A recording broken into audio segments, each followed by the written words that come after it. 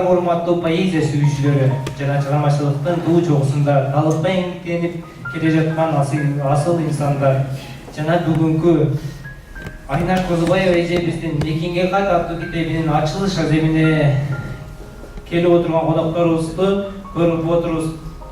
Көргөнүбүзгө абдан кубанычтабыз. Кош келиңиздер. Добрый вечер, уважаемые друзья. Сейчас мы начинаем авторский вечер нашего замечательного поэта, молодой поэтессы, молодого переводчика и еще основателя Народного театра Айнаш Козубаевой. Вот, и открытие, презентация ее авторского сборника стихотворений и переводов «Мекенге сапар. Письмо к родине». Будьте любезны, пожалуйста, приглашаем участвовать в этом литературном вечере активно, потому что у нас программа очень насыщенная и пышная. Мы рады вам.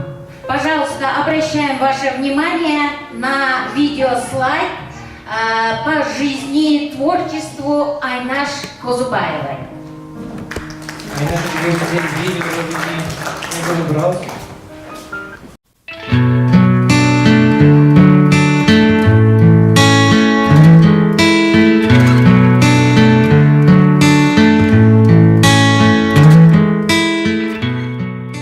Саламатсыздарбы, урматтуу телекөрүүчүлөр.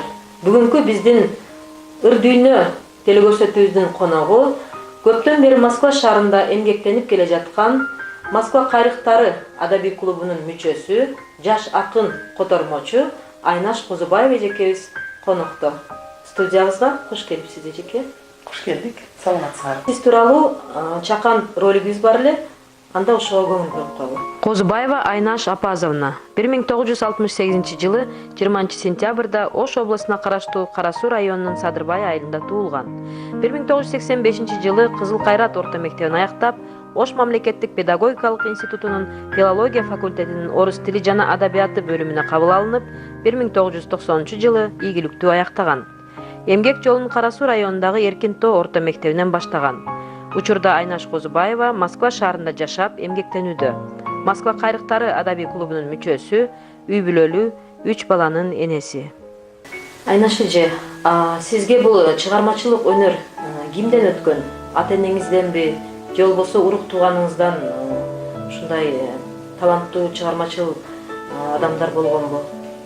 Акындык өнөрдү кантип аркалап калганыма өзүм деле толук анализ бере албайм.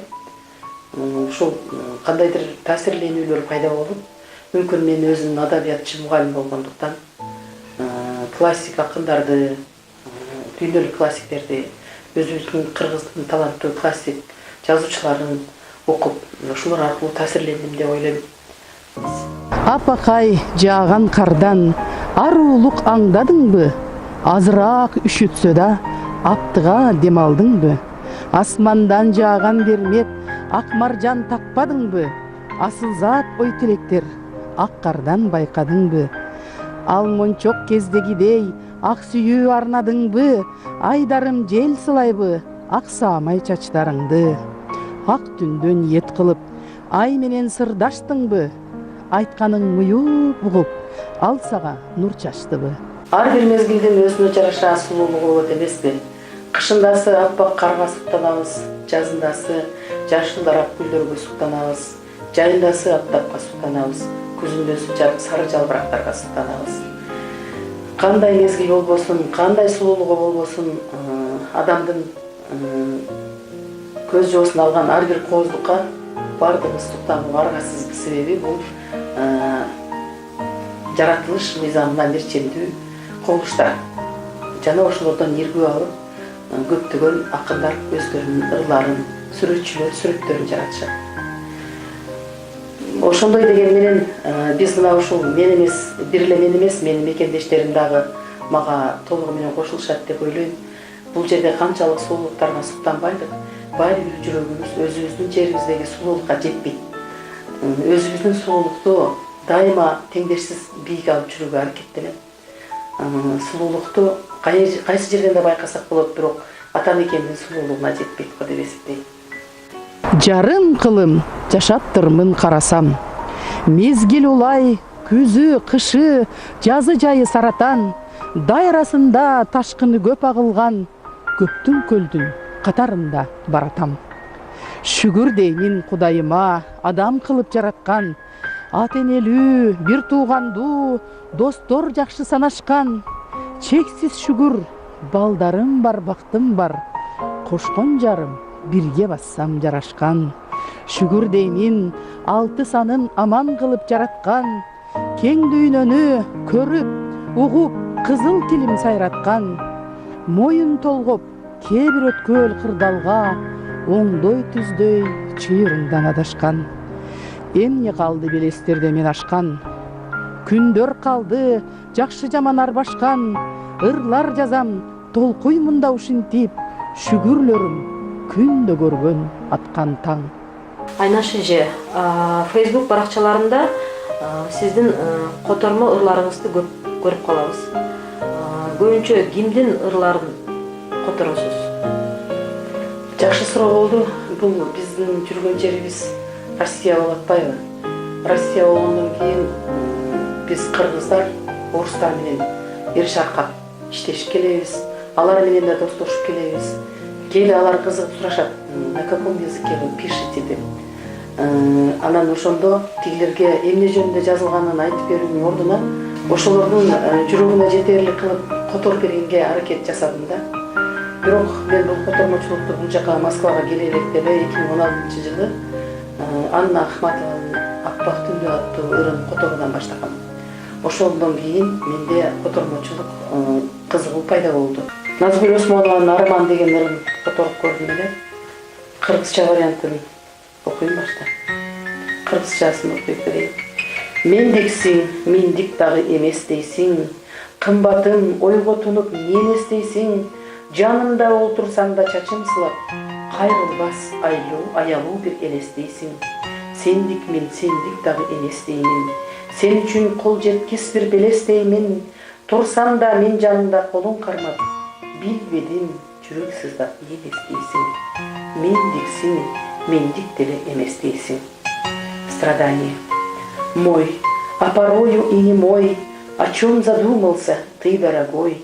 Сидишь, лаская волосы мне, и невиданной кажешься ты мечтой. Твоя и не твоя порой, похоже, вершине тебя с я высокой. Рядом стою, держу руки твои, не знаю, а в сердце мысленный зной. Мой, а порою ты и не мой. Өзүңүз дагы орус тилинде ырлар жазасызбы? Албетте, эки тилди бири-бирине айкалыштырып жазгандан кийин орусча элгүү да келет экен. Орусча ырларым да бар эле. Анда ошо орусча ырларыңыздан окуп берсеңиз. Орусча ырымын окуп берсем, живи моя душа деп аталат. Душа моя, ты робкая, ты нежная, как кормий ручеёк безупречная, для благ и доброты всегда открытая, для любви ответной, бесконечно вечная, как Эдельвейс на скалах недоступная, что ближе к солнечным лучам живущая, как нежный ветер веющий ты легкая, что ласково и страстно целующая. Душа моя, крепись ранимая, недоброжелателю дорога скрытная, а порою двери окна нараспашные, что в сердцу боль пронзит невыносимая. Живи, моя душа, ты сильная и бессильная, ведь так устроен мир и доля женская. Живи, моя душа, моя беспрестанная, какой бы ни была, живу ведь и люблю тебя. Жалгыз дарак. Күн нуруна бойсунган жалгыз дарак. Мезгил улай көйнөгүн алмаштырат. Жашоосун улантуучу түп тамыры, көрп берери жалбырак жана бутак. Жаратылыш мыйзамы суктандырат, улам берип сулуулук таң калтырат. Кээде бороон шамалга моюн сунуп, бутак шагын айласыз алсындырат. Убакытта сабырдуу касиет бар, бара жүрөк кайра эле жандандырат. Жалбырагын бүрдөтүп жашоо берип, сынган жерден кайра эле бутак чыгат. Жаз да киет, жашылды жалгыз дарак, жайындасы гүл жутту бажыраят, мөмөлөрү күз келип шакта ийилсе, кышында аппак тоңго бек чулганат. Дал ушул жалгыз турган дарак сымак, бул дүйнөдө жашайт тура инсаният, атадан алтоо болуп турсак деле, баары бир жалгыздык башта турат. Айнаш эже, ыр жыйнагыңызды чыгарайын деген тилегиңиз барбы? Жана ошол китебиңиздин атын эмне деп коймокчусуз? Ооба, мен өзүмдүн акын замандаштарым сыяктуу эле бир топ насаатчылар менен кеңешип, өзүмдүн устаттарым менен кеңешип, маңыздуу, жакшы, бул элге эстеликке кала турган жакшы китеп чыгарсам деген ниетим бар. Ошонун үстүндө азыр иштеп жатам. Даярдап жатам десем да жаңылышпайм. Китептин атын айтпай эле турайын. Ал ошол мезгилде жаңылык болсун.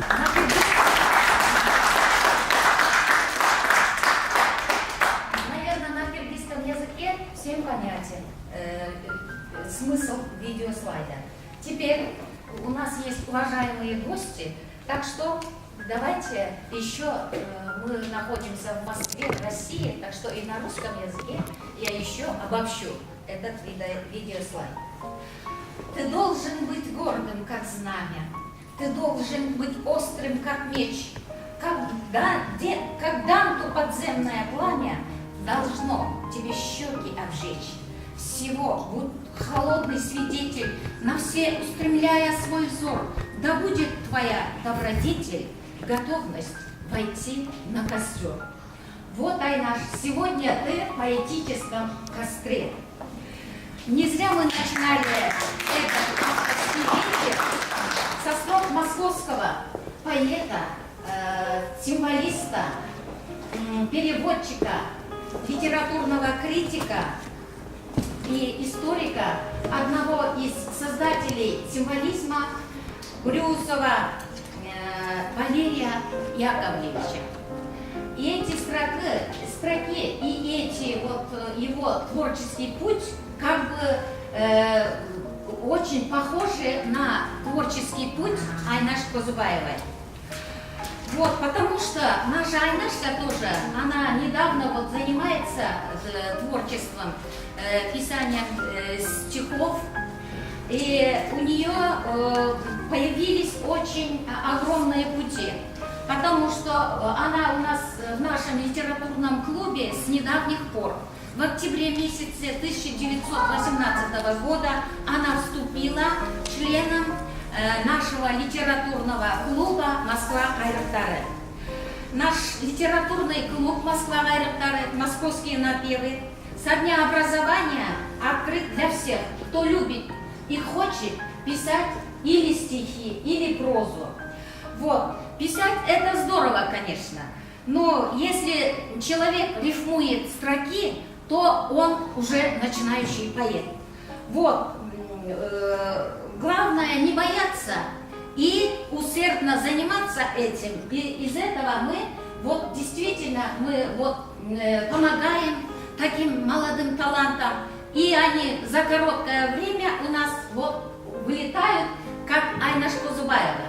Она у нас сейчас в настоящий момент и поэт, и переводчик, и основатель театра. Нет, не основатель, основатель, это правильно, да? Правильно.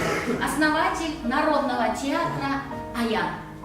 Так что приходите к нам в наш литературный клуб. Мы вас любим, мы хотим еще окрылять других талантов. Добро пожаловать, дорогие друзья! Давайте для открытия этого нашего литературного авторского вечера приглашаем Айнаш Козубаевой.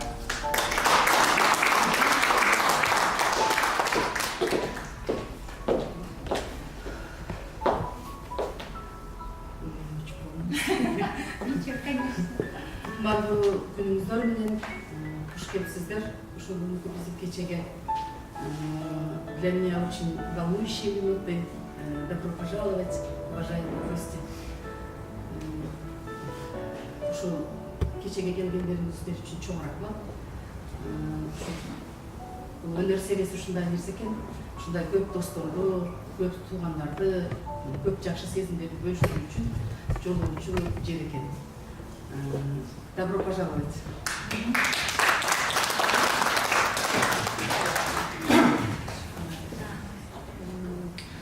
Сейчас мы приглашаем, пожалуйста, на первое вступительное слово председателя общественного совета города Москвы и Московского диаспорально-кыргызских обществ Райбула Арзманатовича.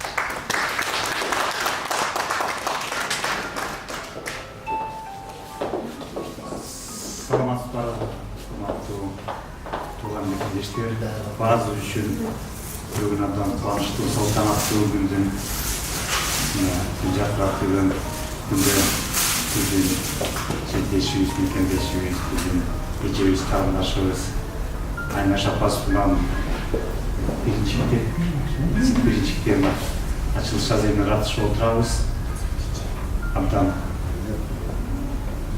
чоң маанилеге ээ деп эсептейм, себеби сыртта жүрүп бүтөн элде, бүтөн жерде баардыгын тагдырдын буйругубуз менен өзүбүздүн жумушубузду алып баруу менен бирге биздин өзүбүздүн руханий байлыгыбыздын, адабиятыбызды элге таанытып, баардыгын башыбызды кошуп, Москва жергесиндеги Москва кайраттарынын клубунун өкүлү катары бүгүнкү китептин ачылышына катышып отурабыз. Кут болсун, калемиз мындан ачар киши берсин, томдорубуз киеттин санынан санга өтүп, томдоп өтүп, байттен килобайттен, мегабайттар өтсүн дегендей компьютер. Уважаемые друзья, уважаемые гости, нам очень приятно, что вы присутствуете на презентации нашей книги. Как вам, наверное, известно, как и многим нам здесь, я смотрю, здесь наши друзья. Мы, наверное, одна из немногих стран, где русский язык в Конституции закреплен в качестве официального языка. Без разницы общаться на кыргызском, на русском, мы все воспринимаем, все понимаем, все доводим и все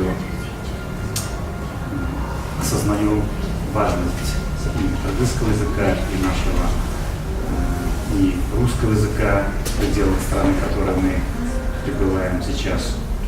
Нам историческая судьба предопределила быть вместе, существовать с учетом нашей прошлой истории, настоящего и будущего. Нас объединяет не только многовековая история,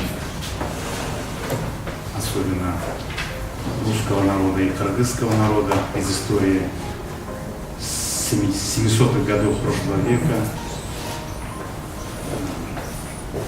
География обитания нашего народа, вы, наверное, знаете, это Енисей, Алтай.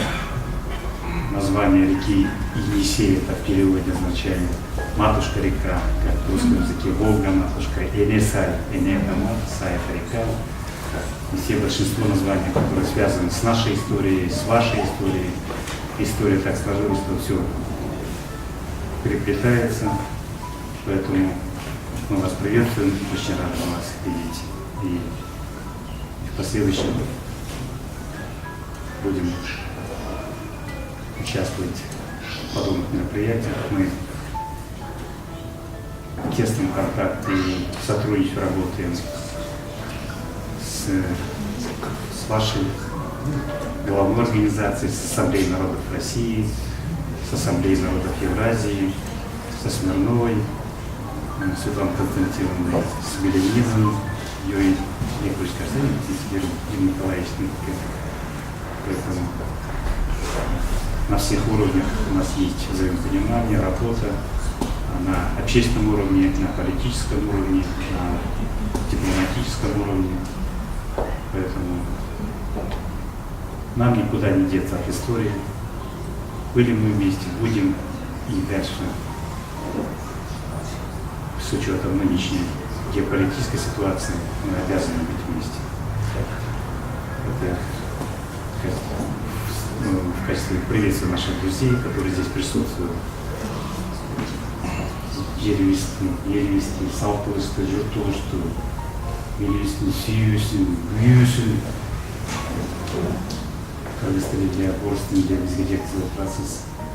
Тыңдамада сізге елік қалған балдарыңызбен, невелеріңізбен аман болыңыз. Қалыңызда ойламай мақсаттарыңыз орындалсын. Адабиятпен Олег Голубой театр жағына да қырсалық келгенде жерде біздің театралдық бағытында біздің мекемелердің бірі басын біріктіріп Аян Атту театрды өткізіп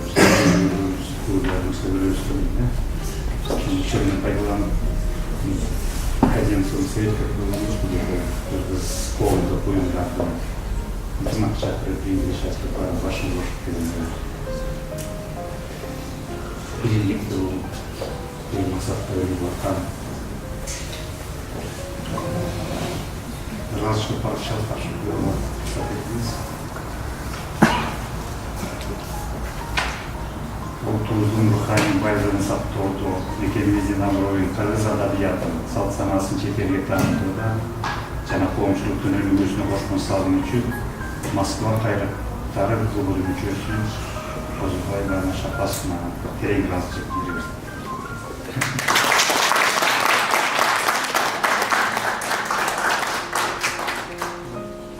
Садырға да жазып боласыз. Садырға бүгін съемкасы болып келді.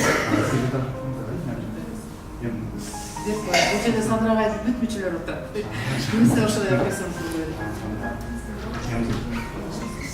Садыр geçkenlikleri,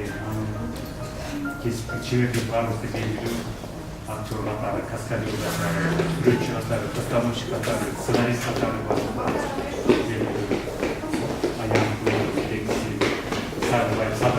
Bulunmasan da yapıyoruz.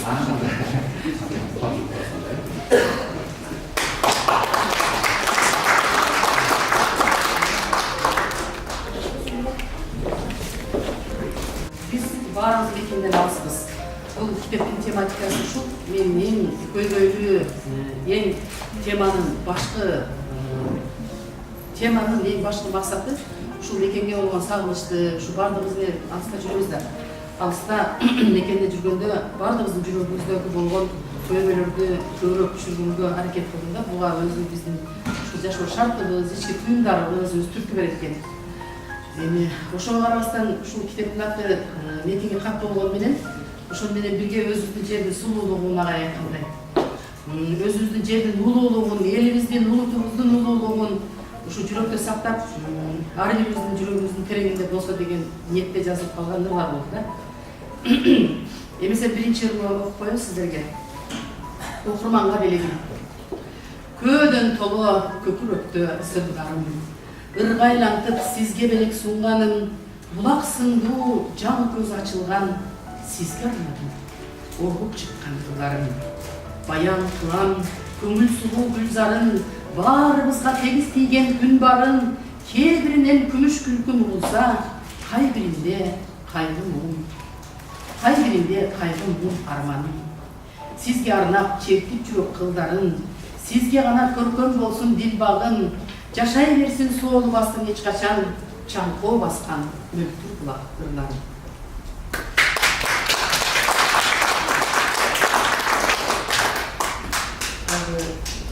Мекен жөнүндөгү ырларымдан дагы бир окуп койсом. Бөлүмдүн аты Ош шаарынан, Ош областында төрөлгөн, Ош шаарында окуган. Ушул түштүк жергесине өзүм туулган мекениме болгон ырларым аябай көп. Ошол ырларды билдирейин. Ош жөнүндө. Жер жүзүндө сулуу чөлкөм көп экен, кереметтер Кудайым өзү берген. Миң рет шүгүр деймин тагдырыма, Оштой бейиштеринде атайын экен. Ош шаарынын жүрөгү сулайман тоо, касиети журтума тараган тоо, береке ырыскыны тартуу кылып, кучагын жакшылыкка ачылган тоо. Ак гүлдөргө орнуктур сулайман тоо, насип этсин өрүктүн гүлүн жыттоо, баскан ар бир кадамдар тепкичиңе, аруу тилек ниетке жетелек боо.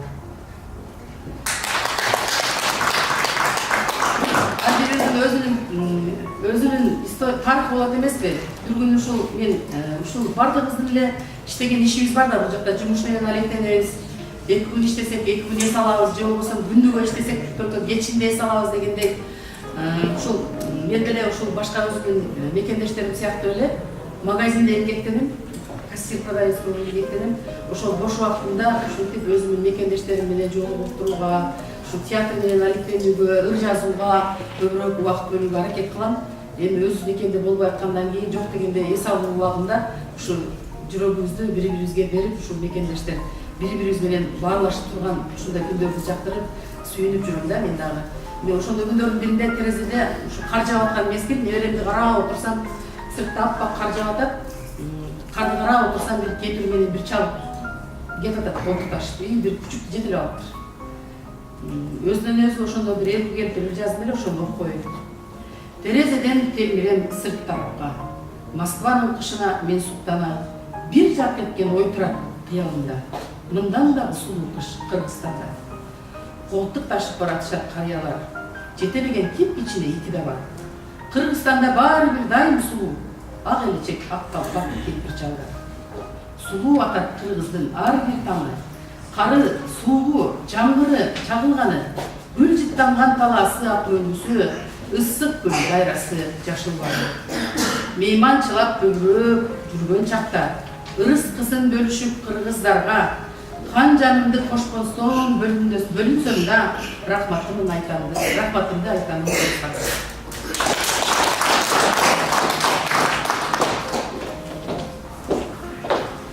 У нас на этом вечере почетные гости. Приглашаем на слово, поздравительное слово, председателя Литературного совета Ассамблеи народов Евразии, президента литературного фонда «Лифт», поэта и переводчика Маргариту Аль. И еще директора литературного фонда «Лифт» Анвар Назибович. Пожалуйста. Что мы вдруг неожиданно и ярко задружили, провели несколько мероприятий. У нас предполагалась поездка в Бишкек, но она отложилась, не отменилась, отложилась. И у меня большие планы на ваш клуб. Вот. И я очень хочу с вами дружить.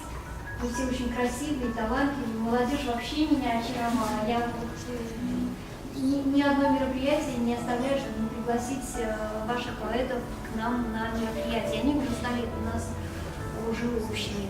В ближайшее время у нас будет на Красной площади гала-концерт, где вы будете участвовать.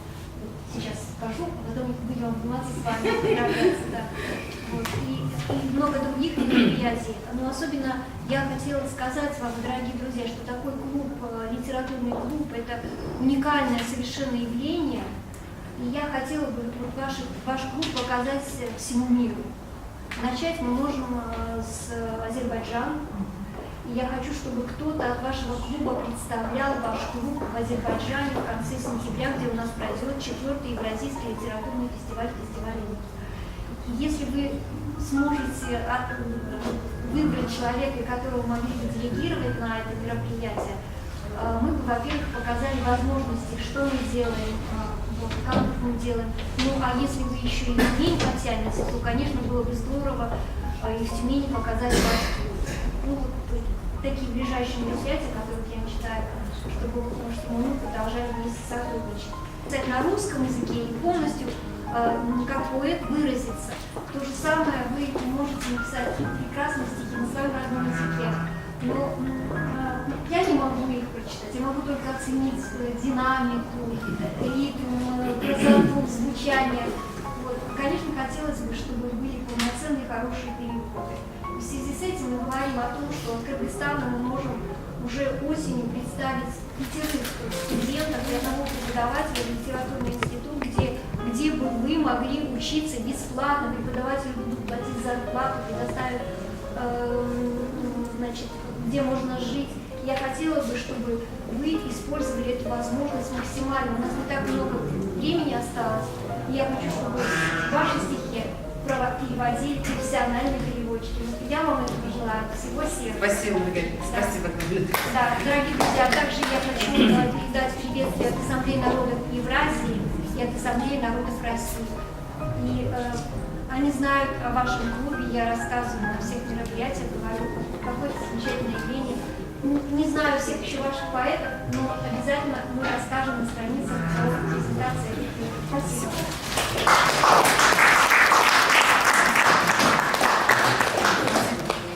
Анамесе бұл жерге Лира Ахматова кежевесі шақырып қойып едім. Алатауым мен сенен кеткен жоқпын. Саламатсыздарбы, урматтуу бүгүнкү айна шежелеси келген поэзия күйөрмандары, сүйөрмандары көп сүйлөбөй сөз узатпай шырыл айна шеженин Алатауым мен сенен Алатауым мен сенен кеткен дегендерин ушулары менин жүрөгүм аябай жүрөгүмдүн düğümүнөн уруп калды. Ошону сиздер окуп койсуңуз. Ата журт, мен өзүңдөн кеткен жокмун. Жыргагандан өзүңдөн безген жокмун. Кууралыңды багынтып жеңген менен көңүлүңдүн токтугун сезген жокмун. Алатауым, ата журтум, мен сенден кеткен жокмун. Кээде болсом бийиктикте, кээде чөктүм. Көдүнүмдү ээлеген ызалантып, табы турат жүрөктө кызыл чоктум. Алтын уям, мен сенден кеткен жокмун. Баркың билбес адамда көз болбостур. Алатауымдун сагынып кыш жаз жайын, эстебеген адамды көзү жоктур. Алатауым, мен сенден кеткен жокмун.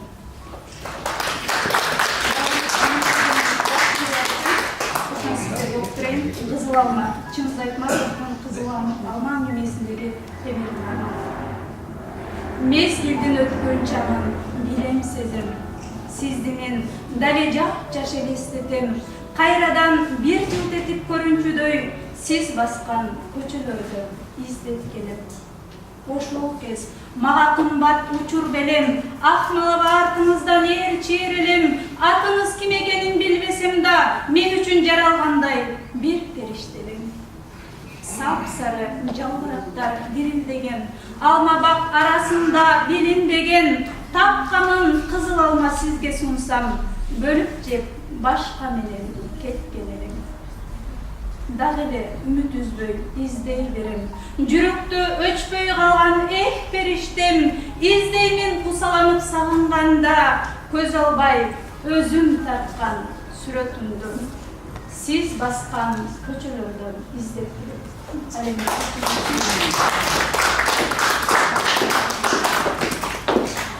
Теперь предоставляется слово нашему замечательному руководителю литературного клуба «Москва» Галихтары, отличника культуры Кыргызской республики и еще президента фонда «Кыргыз-Тили» в городе Москве и Московской области, нашего уважаемого Бакыта Шелевича. Еще будет выступать Акылбек Мамадалиев, член Союза писателей, наш поэт, действительно зажигающий поэт. Пожалуйста.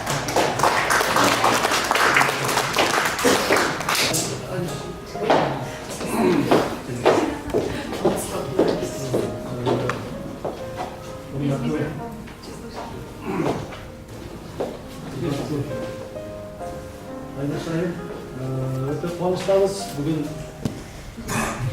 алгачкы китебибиздин кийинки кесерге баарыбыз күбө болуп келип отурабыз. Коноктор, Москва кайыктарынадагы клуб мүчөлөрү дегендей жакшы кечип атат. Мына тагдыр экен Москвага келип сиз жакта шөпкө чыгып жүргөн сиз бул жакта иштеймин, үйлөрүм багамын, акча табам келгенсиздер. Анан ушинтип биздин клубка туш келип, бирибизге дем берип, бирибизге күч берип дегенде бирибизди колдоп, анан ошонун негизинде акыры күчүңүздү жумшап, ырларыңызды чоңойтуп, жыйынтыктап акыры ошонун негизинде ошо тегиз чагып отурабыз. Сизге ар дайым жакшылыктар каалайбыз, бар болуңуз. жолуңуз ачык болсун. İşlerinizi iyi kalayınız, oylagan maksatınızga жетиңиz. Жакшы китептерди чыгара бериңиz. Кыргызстанда мен азыр китеп ала келдим. Бизде залга жазуучу жердешиңиз бар. Султан Раев. Султан Раев китебин сизге тартуулап коюңуз этиңиз. Ушундай залга жазуучу болуңуз. Рахмат айтсаңыз. Катары эмгектери менен бирге чыгармачылык менен алектенип мекенге кат, ырлар жана котормолор жыйнагын китебин жаратып, кыргыз адабиятына кошкон зор залым үчүн Айнаш Козубаева арда грамота менен сыйланат.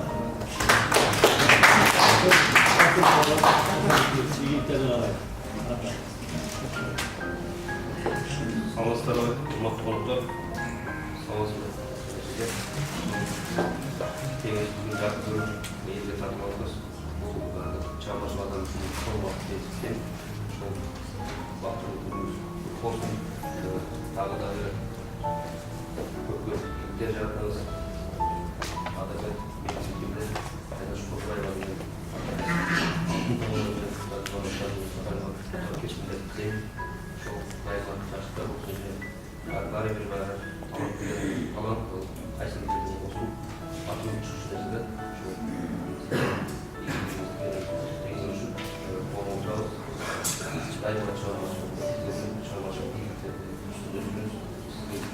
Рахмат. Сиздер менен бирге болсун.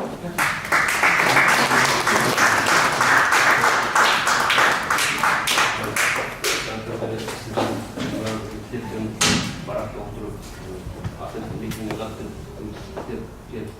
Ат коюбуз, бул да жөн жерден эместир. Баарыбыз алыста жүрөбүз. Кыргыз мекендештерибиз мекенди сагынып, ошол катарында мен да мекенди сагынып, ушулар көп болот. Ушундай өмүрүм бирөөз болуп койду. Рахмат. Ата журтум мезгилсиз артып алып, ала куржун. Мен сенден ырак кеттим, ата журтум. Өзүмчө ойго батам кээ күндөрү өмүрдө ууда жуттум, балда жуттум.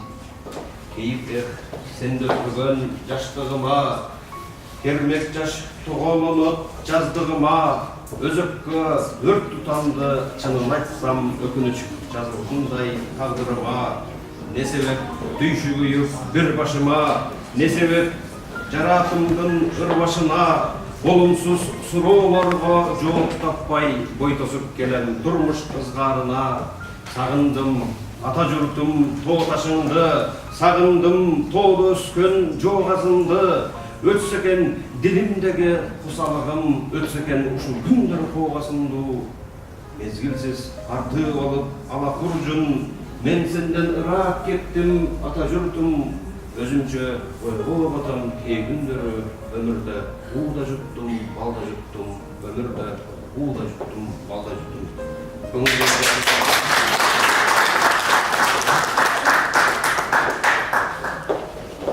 Поэтическая минутка. Капарова Рашида. Айылымды сағындым. Рашида.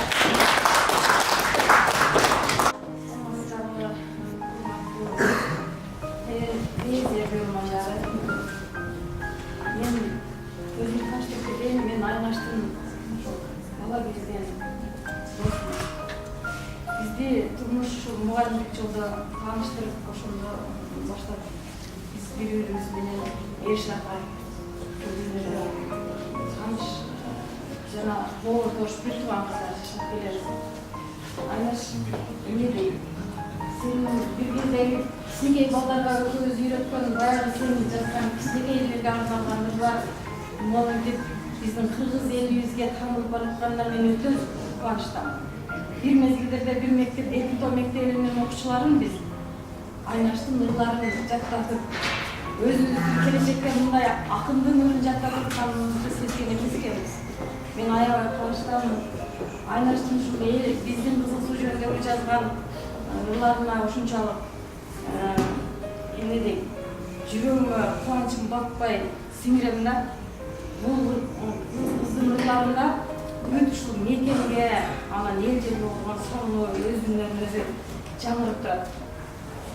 Эмне дейм, үй бүлөң менен аман болуп, ушул чыгармачылыкта ийгиликтерге жете бербес. Мен ар дайым сени үчүн кубанычтамын.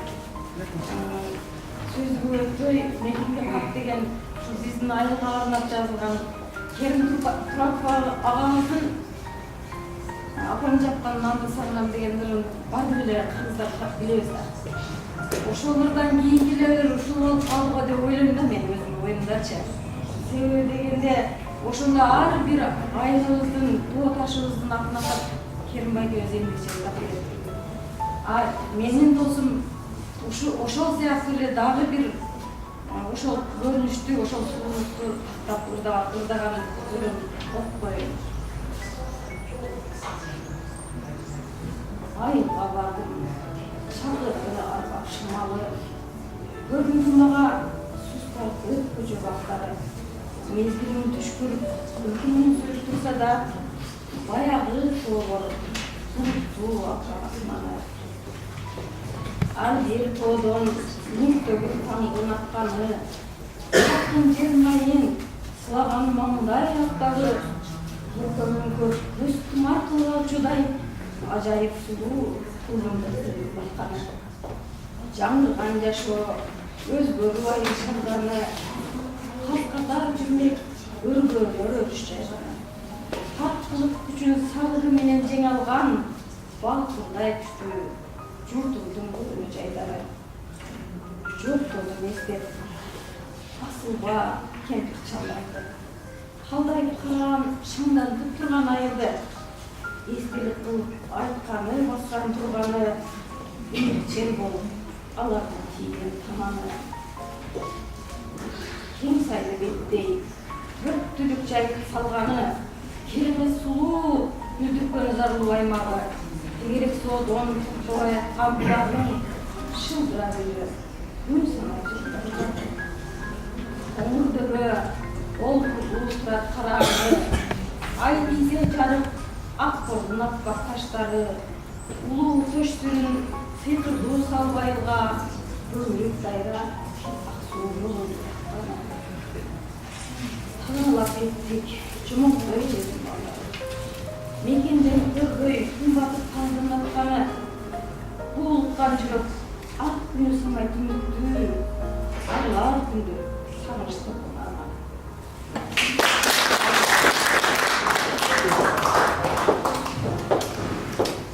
Предоставляется слово поэту и переводчику, нашему уважаемому гостю Галине Любимовой.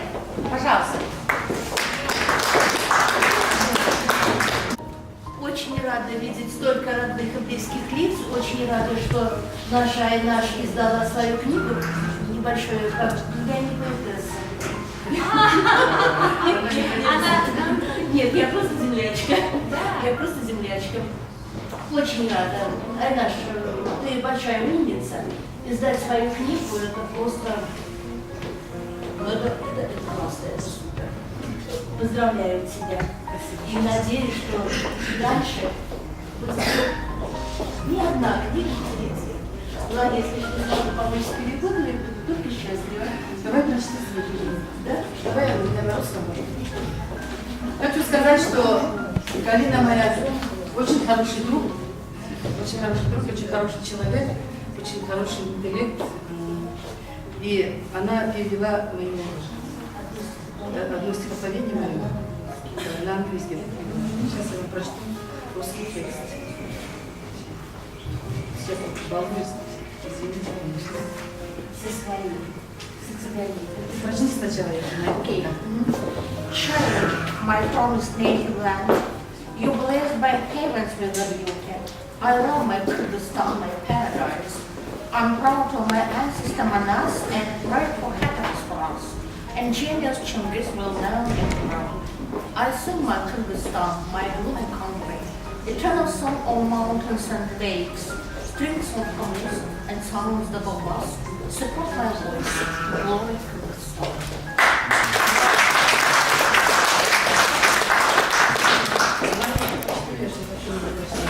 Перевод на английский язык моего стихотворения, которое называется «Земля моя».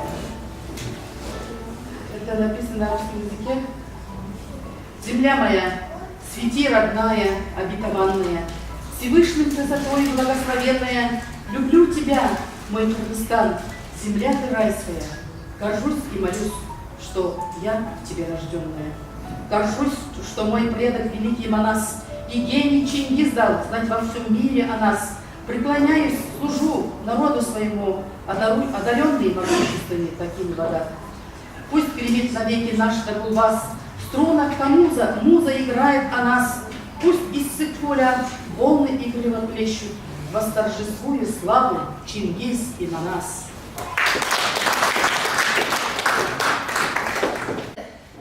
Народного театра «Аян» покажут свои творчества. Пожалуйста, на сцену выходят Анзират Тасмаева, Гульбар Чинджарбекова, Самара Насырова. Инсценировка «Тандем. Тело, душа, лира». Это группа театра «Аян». Будьте любезны. Я плоть. Я оболочка для души. Живу стандартами, правилами. Но порою я веду себя на эшафот, где судьи, мнения, сомнения и страх. Но знаешь, ты всегда со мной. А я душа. Я не обладаю формой. Через эмоции, движения говорю. Живу я в мыслях, пространстве, творении. Да, ведь я отражение тебя. Ты глаз страстей. Да, я глаз страстей, но знаешь, я устаю от тщеславия. Все забывают обо мне и запирают, отканувшие в лето.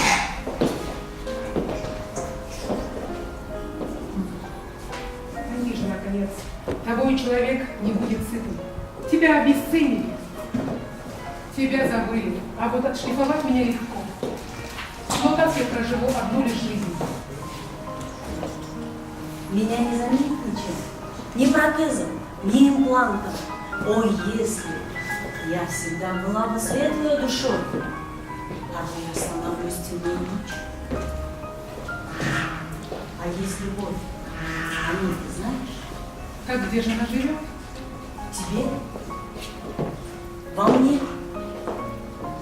в ритмах танцора, в музыке, в узорах, дыхании природы.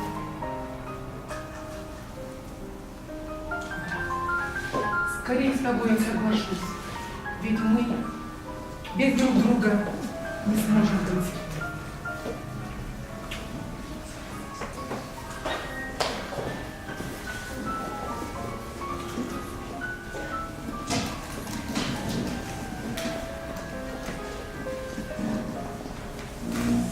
Мир прекрасен друг друга. Вы гармония. Мир прекрасен полярностью и контрастами.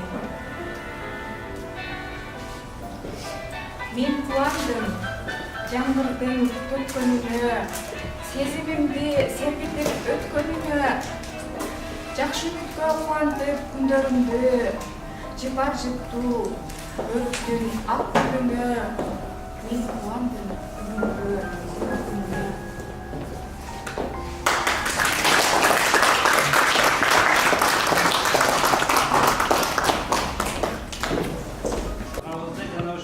Коомдук кеңештин маданият комитетинин жетекчиси Майрам Туралиева эжебизди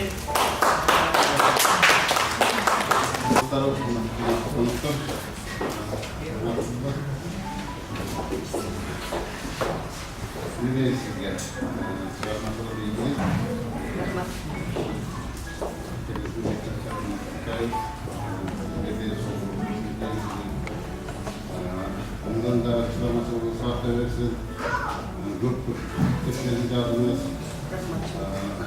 Bu başlıklar çalayız. Burada karşı bilimli kovumlarından Kırgız dili jana Kırgız adatının koşkan zor salımızda kovum işlerge tüm kaçışkan mümkün. Aynen çözümler var.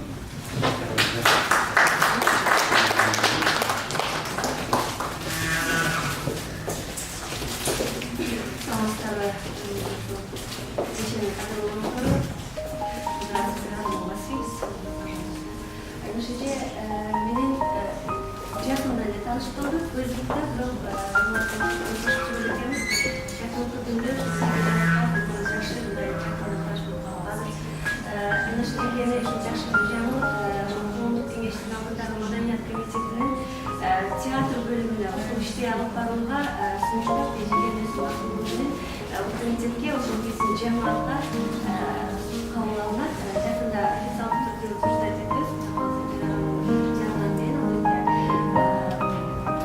Ece'den ümit üzüyorum da ülkede gözümün beraber sonu kalbının dilekleri varken şuraya kılsarlar kılsar diye yaşlı dilekleri var. Niye için yaşlı dileği var adamda biz koldaşımız veririz. Gene tamçıdan kırık alattı. Bir adam yaşlılıkla başlagan olsa biz barınca koldaşımız veririz. Boşundur biz iyilikке, boşundur biz yaşlılıkta, yaşlı nesilge birlikte biz yetişiriz. Aynışıcı elimiz geçirirsiniz, yazmanlarımız, yerimiz, dezgüç, bakterirsiniz.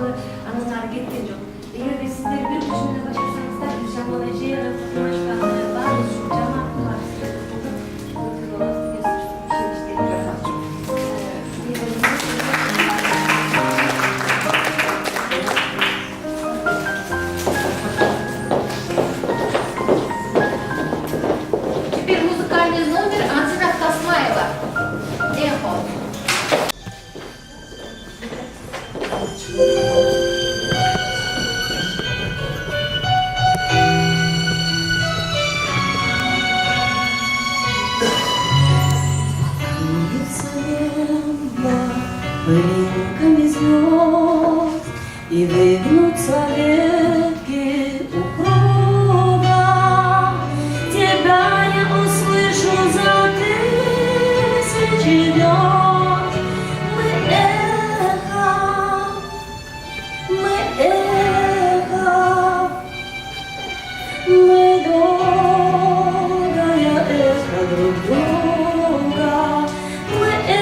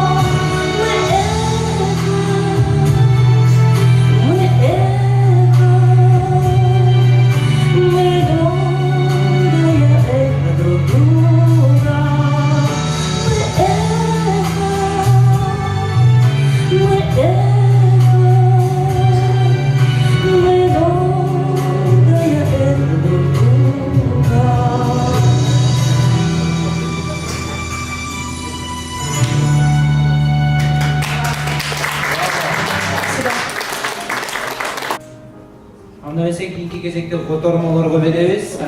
Башка кайрыктардын редактору Кыргыз белемдиги коомунун аялдар комитетинин жетекчиси Жамал Сапаева эжекебиз.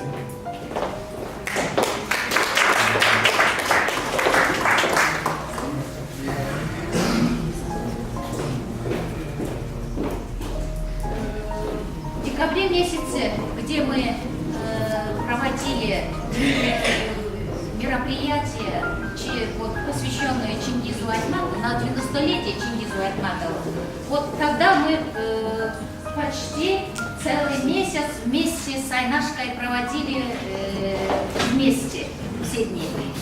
Укоротали, можно сказать. И у нас был такой момент, вот в это время поэтический взлет. И вот в это время я написала одно стихотворение. «Түшүмө да кирбей калдым». И она осилила, перевела вот это стихотворение. И это стихотворение и на русском, и на кыргызском языке опубликовалось еще в газете, да? Вот, я вам прочту. «Түшүмө да кирбей калдым». Это мои стихотворения, перевод потом. Көрбөй калдым, мен сени көрбөй калдым. Жылаажындай үнүңдү да укпай калдым. Качанкы күндө көргөн түштөрүмө телмирттиң го, унуткарып кирбей калдым. Эсиңде болсо керек куштар үнү. Эрте таң эреркеген жамгыр күнү, жаз жыты жылжып аккан булак болуп, жан менен кошо акты аппак сүрү. Ааламдын өз сырларын ичке катып, асманда, табигатта түк түнөрбөй, а жүрөк өткөн күндү эске салып, ачылган күнгөлеттер түк түйшөлбөй. Жамгырда басып барам, көлчүк толот, жарашат туш тарабын нөшөр болот, тагы ошо көлчүктөгү оймо чийме сага окшоп жүрөгүмө чекит коем. Не снишься мне, не увижу тебя больше, я не увижу. Серебристый голос твой не услышу, не приходишь, мелькнув, ты в забытые сны, в ожидании безответной все еще жду. Наверное, помнишь птиц щебетание, утренний дождь подарил нам ласкание, благовение весны, как родник ключевой, неземная любовь родила, как не нас, скрывая загадки вселенной себе. И небо, и мир затаит молчание, а душа вспоминает о прошлом скорбя и движется впрок заветной надежды. Иду под дождем, прозрачные лужи, вокруг все красиво и совместимы. Капельки ставят точки узорами, сердце мое выводит итоги. Это первые переводы, первые переводческие труды Айнаш Козубаева. И от лица МОО «Кыргыз Белемдиги» тоже хочу поздравить, дорогая Айнаш, творческих успехов вам. Все больше обращайте внимание именно к стихотворным текстам. Еще Москва Гайраттар клубунун атынан редактор катары сизге ишиңизге ийгилик каалап кетебиз, үй бүлөдөгү бакыт болсун, дайыма ушундай алдыда жүрүңүз. Самара Насырова, элегия, өзүңдү өзүм менен жазалаттым. Перевод прочитает Гүлбарчын Жоробекова.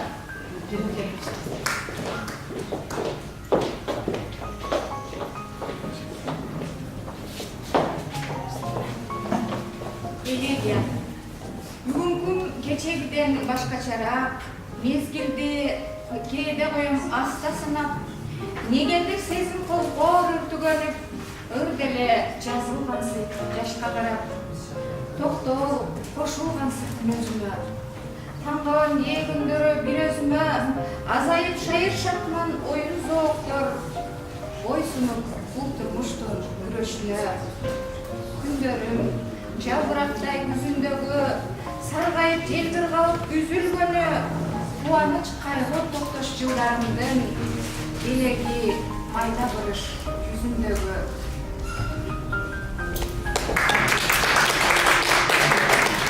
Элеги, сегодняшний мой не похож на вчерашний.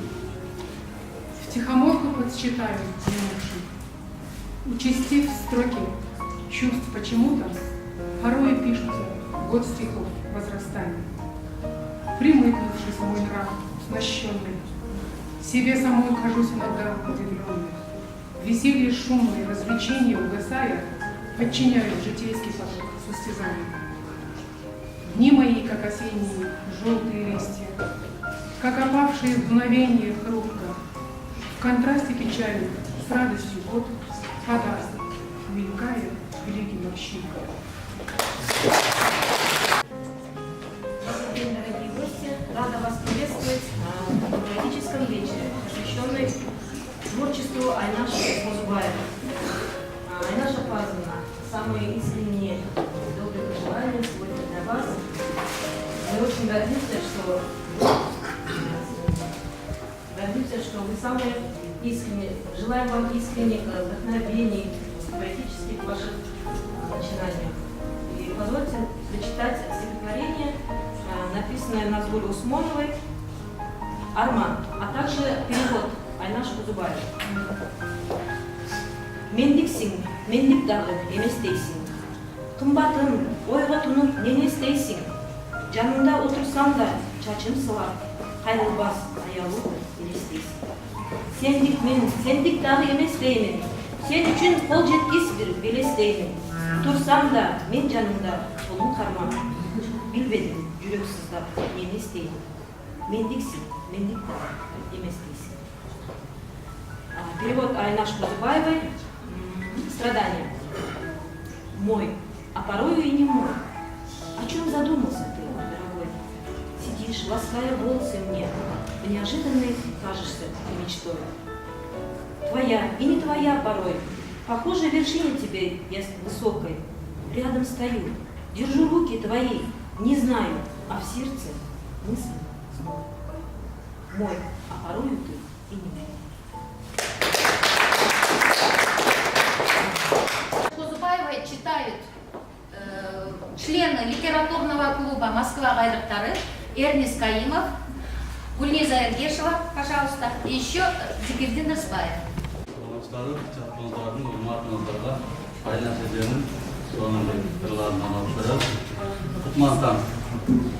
Жашоо жыргал, жашоо өзү керемет, жаратканын от кылганы бул белек, жадыраган аткан таңдын сүйкүм айы, жаркын үмүт жакшылыкка жетелейт. Жанданышып, жашыл чөптөр теңселет, жымыңдашат, сүйдүрүмдөр жер бермет. Жар салгандай шаңдуу күндүн башатын, жанын үрөп, таң булбулу тилбезет.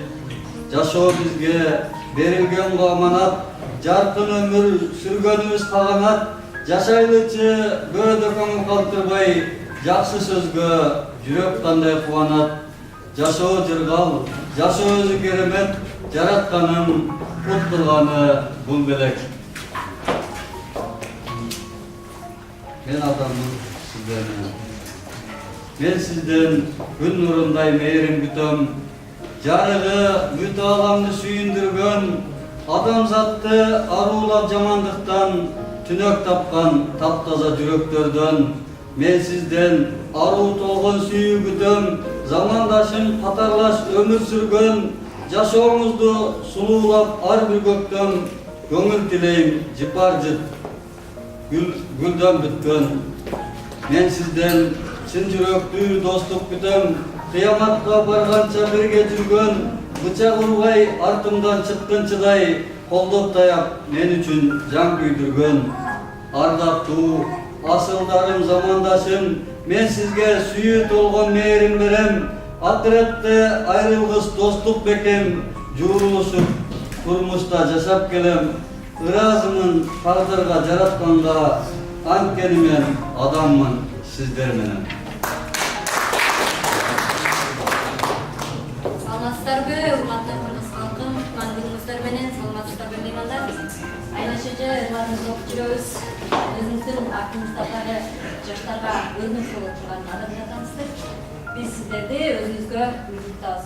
Эмесе сиздердин өмүр, адам жашоосу, сүйүү, достук жөндөрлөрүңүздүн катарына кирген жүрөктөгү жарык дегендерди окуп берейин, угуп койсоңуздар.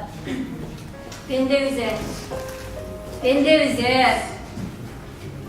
өмүр берди бул жалганда азгана, баалап алдык бүт баарысын акчага, туюуга эрк жетпей калса напсине, кол жүргүз ыймандан да таптаза. Күндөр айга, айлар жылга уланып, көрпенденин өмүр өтө дагылып, көрөр күндү ичер сууну буйруган жаратканга шүгүр тоому кылалым. Жүрөк байкуш кээде ушинтип кыйналат, жарык издеп туйлайт анан чалгат. Түпөйүлдүк болуп анан жолдошу жакшы сөзгө, жакшы үмүткө заргат. Жарык кирсе кичине шоуладай, жан далбастап ага карай умтулат. Жакшылыкты аянбайлы көңүлдөн, жүрөк чирккен жакшы сөзгө кулпурат. Жакшылыкты аянбайлы көңүлдөн, жүрөк чирккен жакшы сөзгө кулпурат. Андан кийинки сүйүү темасындагыларыбыздан да бирди. Сүйүүнүн баркын билген, билбеген бар. Сүйүүнү байкамаксан болгондо бар. Сүйүүнүн тоодой бакыт экендигин сезбестен өмүр сүрсө арман кылар. Махабаттын өртүнө кабылгандар, ысык суунун ылгабай чабылгандар, арзууга колун сунуп умтулгандар, сүйгөндүк үчүн чексиз бактылуулар. Махабат түгөнбөгөн бүтпөс тастан, айлантып адаштырган алтын баштан, кантсе да табигаттын мыйзамына баш ийип кача албайсың бул жазмыштан. Махабат жүрөк серпкен сезим тура, дүрбөтүп жан дүйнөңдү кыйнайт тура, арзуулар гүлдөй жайнап ачылышып, кашкайып улак сымал оргойт тура. Арзуулар гүлдөй жайнап ачылышып, кашкайып улак сымал оргойт тура. Саламатсыздарбы, урматтуу бүгүнкү кеченин маршруттары, урматтуу Айнашчы. Ургасы болсун деңиз. Жакшылыгын деген ныспатын ошону алып көрейин. Жакшылыгын кабыл алдым буйруган жакшылыгын, жараткандын арнаган мартчылыгын, жүрөгүмдүн төрүнөн суранганмын, ниет кылдым. Ыраазымын. Баа жетпеген мен үчүн жакшылыгым, бала сүйгөн энелик зор бакытым. Ханзададай уулдарым, асыл кызым, көркөмүгө жашоомдун, гүл багымдын, ак жоолук жан жайлары жакшылыгым, келин эмес, кызымго ак маржаным, баарыңарга таттуулук неберемде, өмүрдөгү шириnim, түндөр калым. Ар пендеге буйрсун жакшылыгын, ниет кылсак унутпасын мартчылыгын. Сурок коеюн. Uzun tündör sensiz ötüp jançıldım, ulayım jep, sanalarga çarpıldım, vakıtты diyal menen uzatıp, suyum sen joopsuz kaldırdın, uçuğuna baylangan men turmuştun, ulanırayın uzun yol bolmuştun, uluğdayra armına şarpıldap, ulap gelen mıyzabımda yazmıştın, unsunamın ötkön gündör eskesem, unut bolbos oşalaksam gezdeşken, unutulup gözümdü juup muңтанам, uçup ketken mahabatты eskirsen.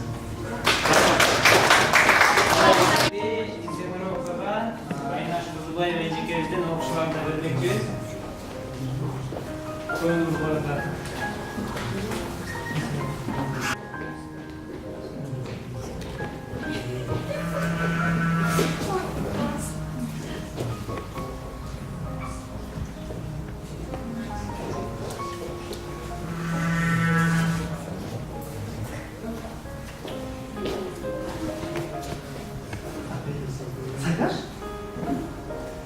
Sensin de?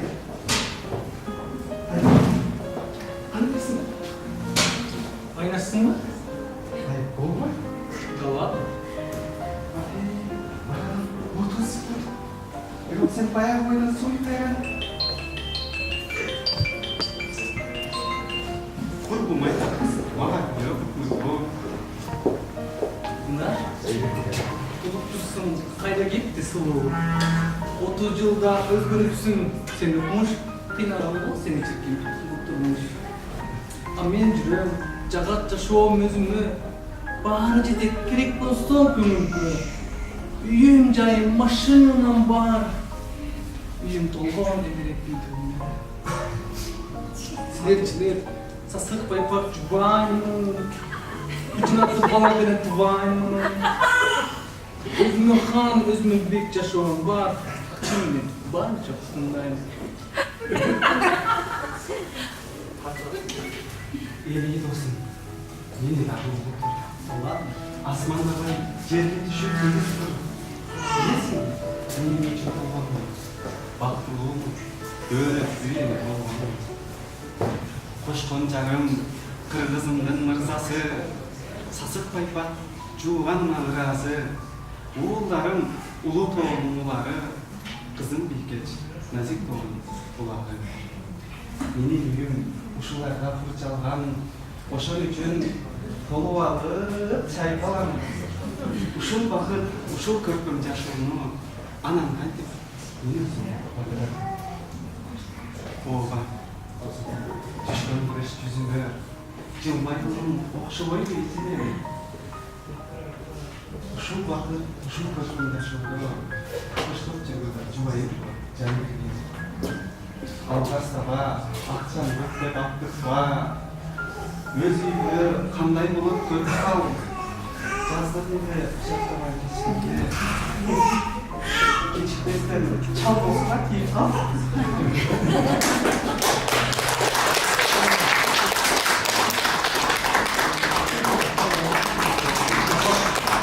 Уақыттан пайдаланып айнаш елге келіп тұрсын.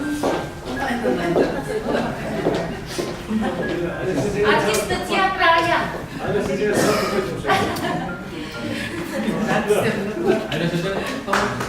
Құшылар кетістер болмақты айындар мұталар, аталар, апалар, бардық поэзия сүйіншілері, дағы құш келістер, ассалаумағалейкум. Мәселе, білесіңіз, olsun кітебіңіз мекенге қатып көп күніңізден ішін оқыған жоқпын, бірақ сырттың аталышын оқып, шу мекенге қатып дегенде ғана жүрегімді шыншалықты мекенге оған сағынышын жүр, кітепті ашқым деп бастады. Шу кітебіміз жары қақшылықты мынауындағы көп кітептерді, том кітептер жаздыңыз. Рахмат. Кеченен поэзия кечесінің қатысушылары мен операция бастамақ дейін. Бізден Аян театрымыздың негізі өтісі біздің ұстазымыз.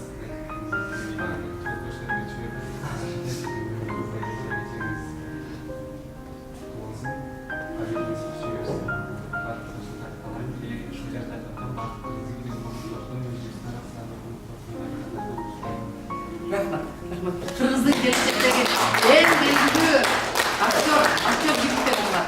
Қырғыздан. Пришли поздравить не со всех, но хотя бы от 10-15 диаспоральных организаций города Москвы, именно кыргызских соотечественников. Здесь сидят Талас фильмдегі омының активисті Бақыт Суламанқұлов, пожалуйста, на сцену. И еще Сыдықбек Абышулу. Ты молодой поэт, мне кажется, да? Потому что здесь... Ну, хорошо, отлично, да. И еще член литературного клуба «Москва Гайраттары» Асылбек Сапаров. Пожалуйста, будьте любезны. Konukları, sizin büyük birinci dünyamızda olsun çağırmışsınız. Çoğunuz bizlerde cevaplarınız vardık. Bugünkü geçeye gelgen Ejder Suçları varlığına Çinli Dünyası'nın Ece Göğsü'nün Ece'nin bağlap kolda koştuk koyup duran sizler var için Ece Göğsü değerli benim üç varlığına koşmak lazım. Şu Çinli'nin Нурсултан, всех вас приветствует, всех гостей. Долгих лет жизни вам.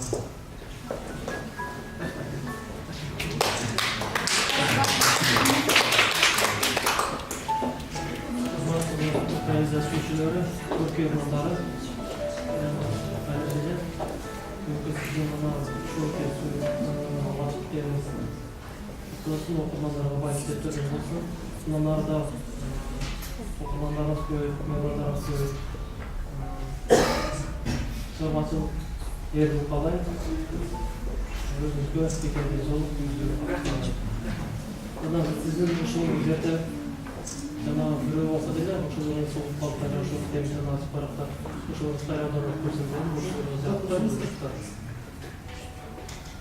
чыныңызды айтмастан кыз балга демесине темирдин арманы деген мезгилдин өткөн чагын билем сезем сизди мен дале жапжаш элестетем кайрадан бир жылт этип көрүнчүдөй сиз баскан көчөлөрдөн издеп келем ошол кез мага кымбат учур белем акмалап артыңыздан ертип келем атыңыз ким экенин билбесем да мен үчүн жаралгандай периштелең сапсары жалбырактар дирилдеген алма бак арасында билинбеген тапканын кызыл алма сизге сунсам бөлүп жеп башка менен кеткен элең дагы эле үмүт үзбөй издей берем жүрөктөн өчпөй калган периштем изденин кусаламын сагынганда көз албай өзүм тапкан сүрөтүмдөн Баруаңыздар, ардактуу Москва кайрылтар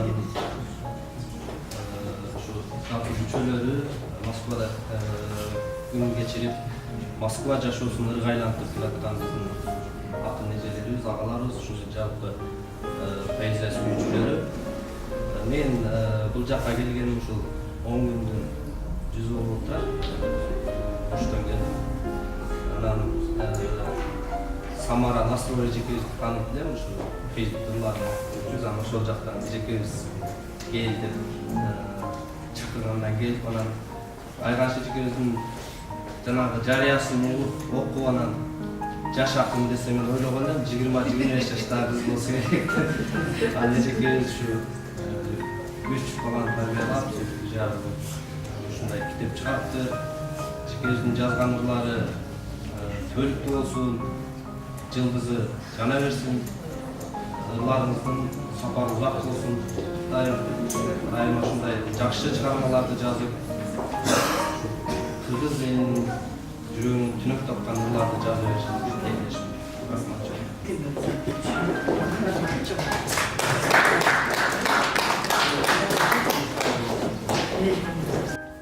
Bizde konuğumuzu çakırıp koyuyla, Duyşenbi ulan.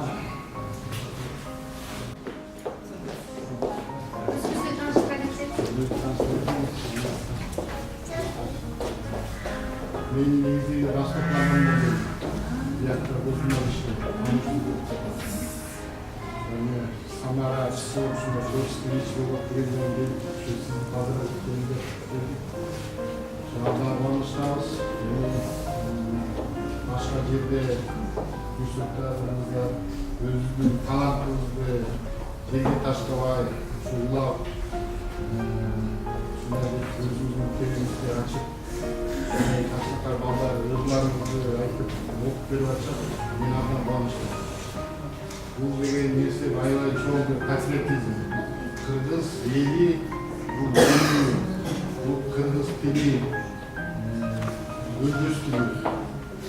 Ошо сизди куттуктайм. Анан ушу Самара менен ушу творческий вечерге чыкырды эле.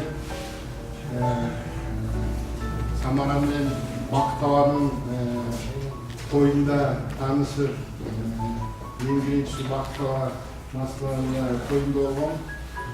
Ошолардан кубанычтамын. Ошо азыр мен Госдумада иштеп, академияда окуп атам. Ошо бизди колдогон киши тоже писатель Раил Султан Ала Акимович. Ошо аркылуу келип калабыз. Ошо талантыңыз өркүндөй берсин. Ошо тааныш болуп, катышып жүргүлө. Бизден колдон келген жардамды берип турабыз. Ошо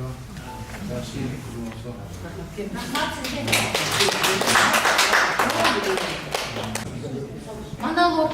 Артта қалған балалық Тоқтабек уулу Айдос.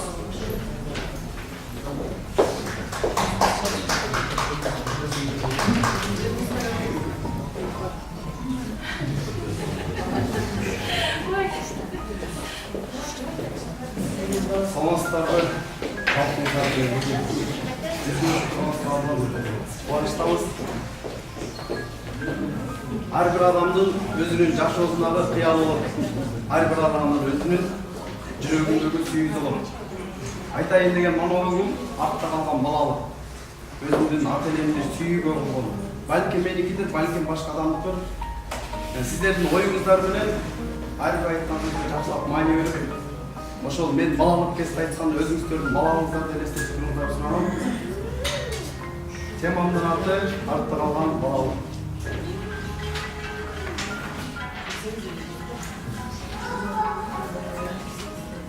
Ал кезде жап-жаш кичинекей бала. Таңдын күндүн нур чыкканы менен жол жээкте бир адам жүрүп турар. Эгерде эзгерте болгон болсо, ала тоону аралап, кырдуу, сүрдүү, ааламдын баарын башкаргандай чоң атам атын берип келе жатат. Алдынан чуркап, атаалап, эрмеги болгон күчүгү мен байкуш жалгыз, козунун баласын салгыдай, койдун баласы козудай кылып чапанын ороп, мени жайлап алып кеткен эди. Ооба, ала тоон аралап, кырдуу аскаларды алалап, агымы тунук суулар, салкын жыттар, топой ичиндеги ар кандай куштардын жагымдуу сайраган үндөрү менен өзүм жап-жаш нерсе болбосом да, ошол чалдын мага айткан, жашоомо керектүү ар бир кыйын айткан сөздөрү дагы да эсимде. Биз ошентип жайлоого жакын кире баштадык. Билесиздерби, ал жерде мени ким күтүп турган эди? Балам келет, ысык нанын бышырып, нандын үстүнө сары майын шогап, тигине биздин боозуйде чоң апам турат. Дагы да эсимде, ап-апак жолугун салынып турган күндөр. Биз аралап кирдик жайлоого. Жашыбы, улусубу, карысыбы, кичүүсүбү, баардыгы салам айтып, чоң атам менен учурашып. Акылымдын астынан аралап барып, же учурашып айтууга сөзүм барбай, оозум барбай, ар бир үйгө кирип, даамын татып, дасторконго койгон нанынан жеп, ошол үйдүн каарысынан батасын, дуасын алып берип. Албетте жап-жаш бала экенмин. Чоң апамдын жанына жетип, экөөлөп ортого алып алып, ар бир айткан жомоктору дагы да эсимде. Эпосу улуу деп манасты, жанагы Курманбек, Жанышбайыш, деги койчу, жаштыгымда ар бир уккан жомокторду жаттап алып, азыркы турмушумда жакшы жагын колдонууга аракеттенем. Бир уктап жаткан жеримде бетимден сылатып чоң апам ойготуп, тоо борундагы таштарды оодара баштады. Байкуш эне да, байкуш апам да, ушул балам кыйын болсун деген эмес, элдин уулу болсо экен деп, ар бир ташты оодарып, батасын, дуасын берип жатты. Жаштыгынан бул эмне кылып жатат деп, таң калып түшүнбөйт экен. Арадан убакыт өттү. Энелик мээримин көрдүм. Аталык дөөлөтүн көрдүм. Мени багып өстүргөн, мен жеген тамакка өстөрү тойсо дагы, өстөрү ачка калса дагы мен жесем мени көрүп тойгондору дагы десин. Мына жигит болдум. Жылкынын четиндемин. Короолуп мал кайтарам. Ал адамдар азыр жанымда жок. Аттин кылам, арман кылам. Эне да, энемдин төккөн мээрими арман кылгандай да жок экен. Өтүп кетти дегени. Аталыктын дөөлөтүн азыр мен көтөрө алдымбы? Аркамдагы эки уулума атамдай тарбия, атамдай алтын сөздөрүн айта алдымбы? Албетте жок. Ал убактагы адамдардын терең ой жүгүртүүлөрү, адамга кылган мамилеси берешен. Өзүбүз кечтилке айылбыз. Биринен нанын бири катпаган, акыл батасын берип баштаган, аттиңай арман кылам ошол кездеги замандагы адамдарды көрүп калган.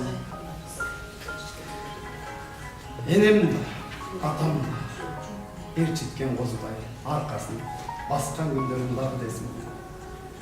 Байкуш энем деп чөнтөгүнө салып алган анын жолдон ачка болуп каларымды билет да.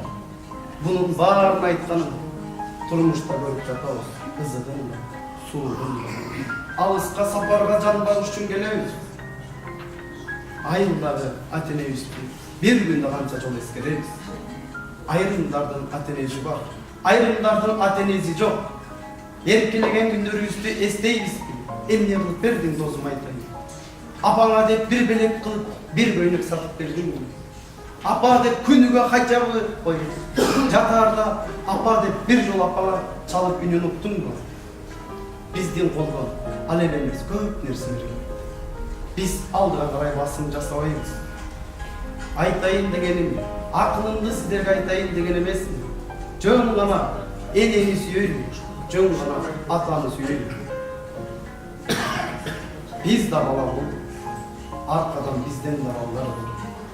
Biz süygöndöy arkadagı ballarımız bizdi süysö деген. Barınızdardın atanızдар, apanızдар, bir tuğanınızдар, balаңыздар аман болсын. Бар болсын. Бар болсын.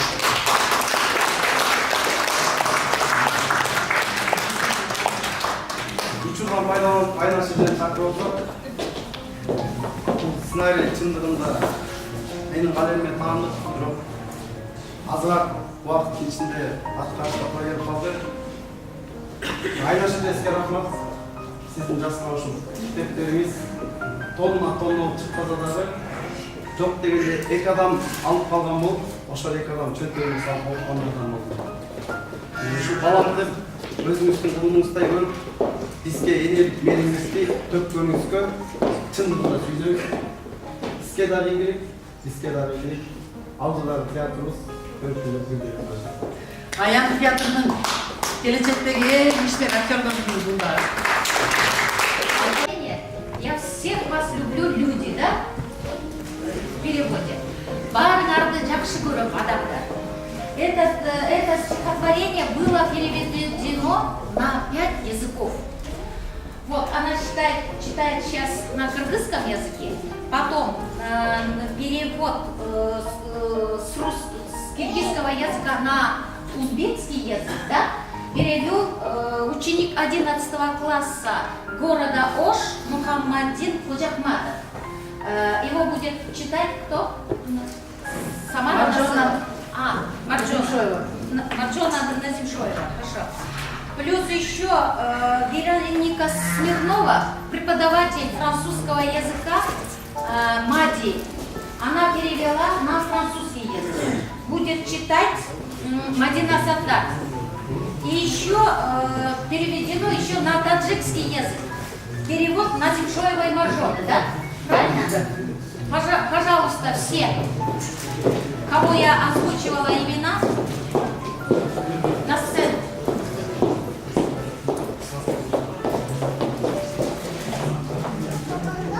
Баарыңарды жакшы көрөм адамдар. Жакшы адамдар жандап жүрсө керемет.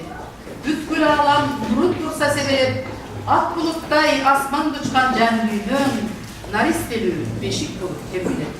Ардактуулар, дос туугандар, жарандар, насип буйруп Кудай кошкон адамдар, таң күткөсө ниет айттым сиздерге, жакшылыкка болсун баскан кадамдар. Кабыл болсун биздин берген саламдар, жок болсо экен бузук ниет жамандар, жүзүк ашсын бул дүйнөнүн насиби, ниеттенген ар бир тилек амалдар.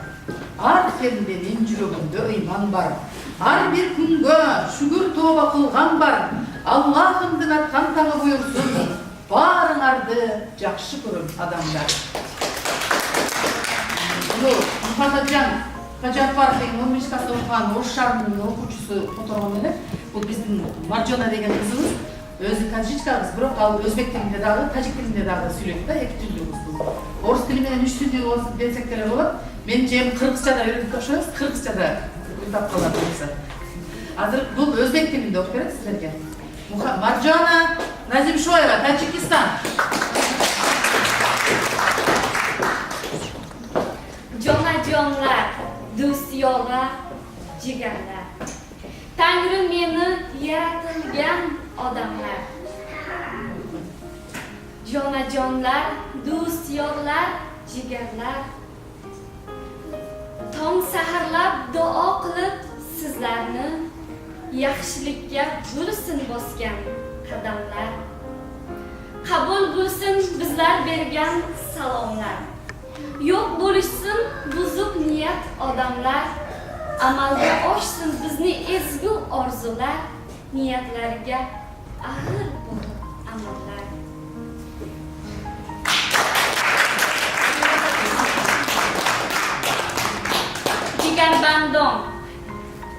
Jigarbandonu ahiru do'ston. Jigarbandon xush omaded. Jigarbandon xush omaded bar injo. Omaded bo mehmoni xush omaded. Omaded bo mehmoni xush omaded. Guftam boz omaded xush omaded.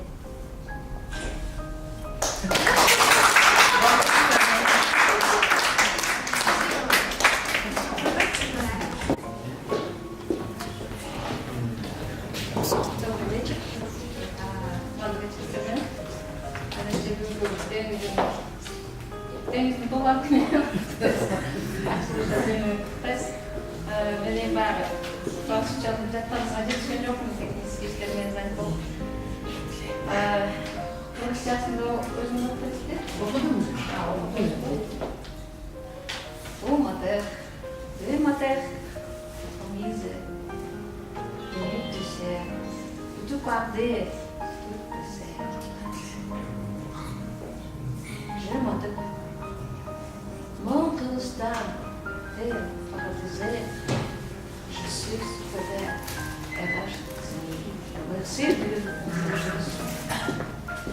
je suis kumon es manas ve falan endüjene de Çingiz güzel ya bile le nemo danser je vais ample c'est vite demi popri riche et puissant de riche Künede dolubas Küden süper de kumuse de musée un jeu de vrai j'adore que le vrai pas que de ser que je l'air de toute âme de cœur pas de vivre sur journaliste et manas Моя земля, кажется, извините.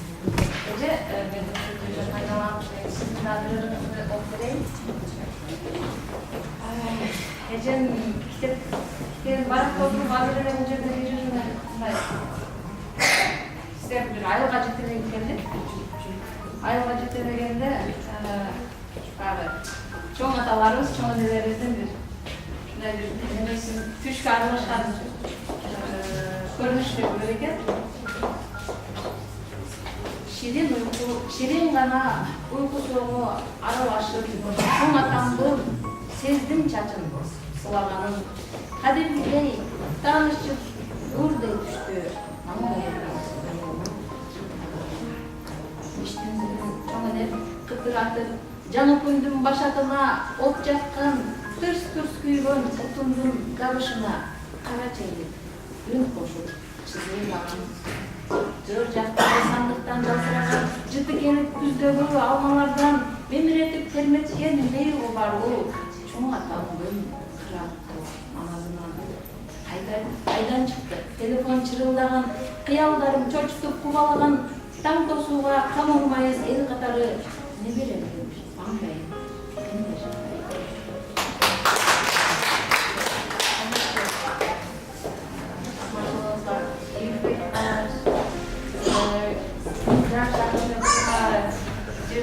Zaten 18 yaşta Ramazan'da yaş, akınsız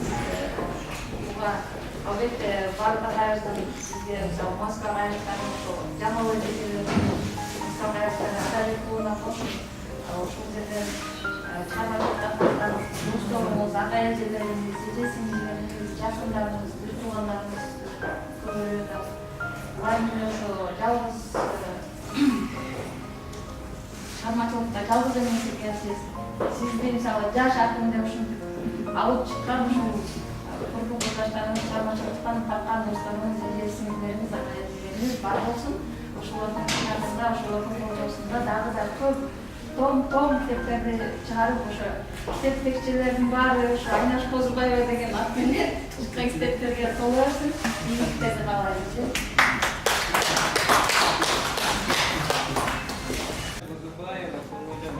Перевод Аскен Алтай на казахский читает Джамал Сабаев. Көңіліме на казахском языке. Көңіл назик, гүл сияқты шынында, мапәлесің жыпарысы бұрқырар, сергектіге тұнық судай мөлдіреп, саған қарай жарық шашып күн шығар. Жүрегінде жүрсе адам бұлғамай, жалған күліп шолжаңдаса білместен, ылайланар ары тұнық көңілім, неге сонша баялады сезместен. Көңілім ай, қайран ғана көңілім, есіктері ашық дейін барыңа, төрге шығып мейман болып тұрғайсың, сұрайтыным, тыным берші времеме. Перевел Аскен Алтай. Теперь на кыргызском. Көңіл назик, гүл сияқты чынында. Аздектесең жипар жыты бұрқырап, сергектіге тұнық судай мөлтіріп, жарық чачып, тұрат саға күн сымақ. Жүрегіңді чапсаң адам ылғалай, қытмыр күліп шылдыңдаса білбестен, ылайланат ару тұнық көңілім, неге мұнша байлау болдың сезбестен. Көңілім ай, қайран ғана көңілім, эшіктері ашық дайын барыңа, төрге өтіп мейман болып тұрғыла, сұранарым дилимди тынч қойғыла. Сұранарым дилимди тынч қойғыла. Айнаш Козубаева.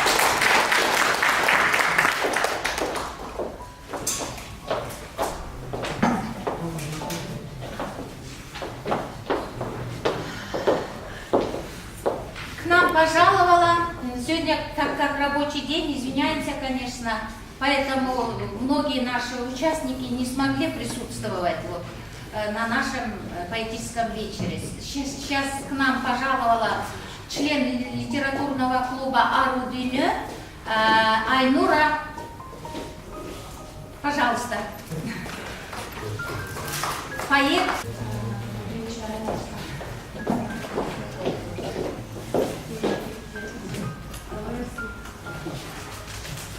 Я сначала свои пожелания прочитаю, извиняюсь, что опоздала, как слышно. Айнаш, пусть творчество твое растет, и мысли возносятся на небеса, и от читателей придет признание тебе и вдохновение. Таланту возраст не помеха, и чтоб талант ты свой дарила. Я искренне тебе желаю, пусть древняя муза Ирака из тысячи выбирает тебя. Твори, создавай, радуй и всех удивляй. Признание тебе самой лучшей наградой. Творческого полета и эйфории. И минуты озарения, что часто тебя посещали. Своим талантом вершины покоряя, были всегда спутником надежным. Твои романы и стихи, чтоб читали с радостью друг другу. Осуществи заветные мечты, будь признанной в писательском кругу. И в читательском. В читательском, да. Просто я, с вашего разрешения, прочитаю одно стихотворение. Ты, дочь моя, уходишь в дом Берлина. Перевод, да? Это позвонила написала. Киргизский перевод есть такой. Ну, там по себе держава. Там все свое. Там распорядок свой. И свой закон. И правила, и право. Свои капризы у порога брось. И уважай привычки, их любые. Коль там хромые, обопрись на трость. И надевай очки, коль там слепые. Тебе вручается очаг, отныне и навеки. Пусть он горит, как свет в очах, как сердце в человеке. Сумей огонь большой разжечь на малом огоньке, и хлеб большой сумей испечь на небольшой муке.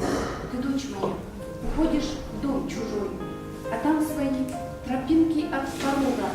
Чтоб сделать шаг, ты оглянись, постой и выбери, куда поставить ногу.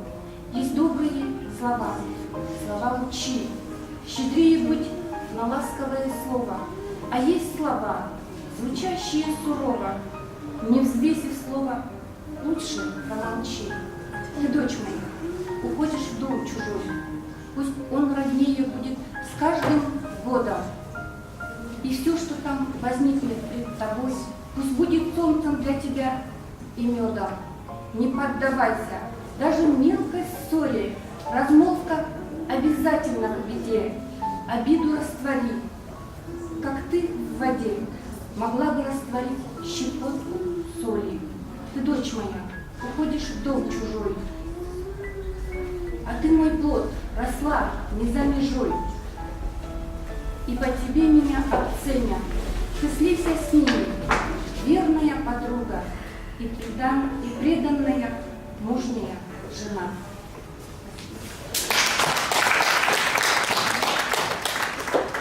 Эмесе урматтуу окумандар, катышуучулар, бүгүнкү кечти жыйынтыктасак, ушу кечтин күнөөлүүсү Айнашка сөздү берсек.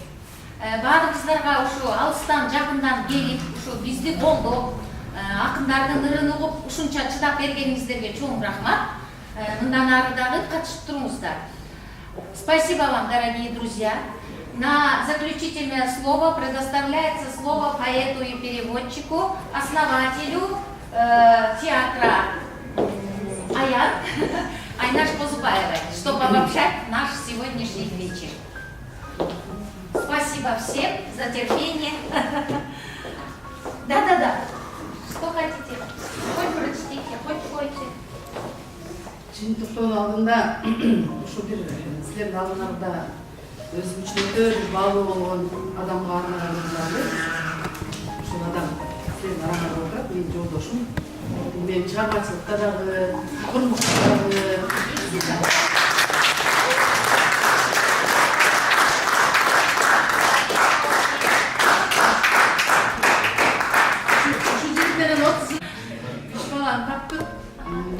мени колдоо үчүн, демөө үчүн, турмушта дагы, чыгармачылыкта дагы, ушу бардык ушу жашоодо ар бир демге чейинки колдошум ушу менин жолдошум болот. Бул Кызыл Суунун жигити, Кызыл Суунун кулуну болот. Ушу убакта байдан кичине кетейин. Рахмат ушу берчегиңизге ашу демесине келгениңиздерге. И вам спасибо. Бул жактын кожоюнун өзү айткандай почти 30 жылдан бери жашап жүрөбүз.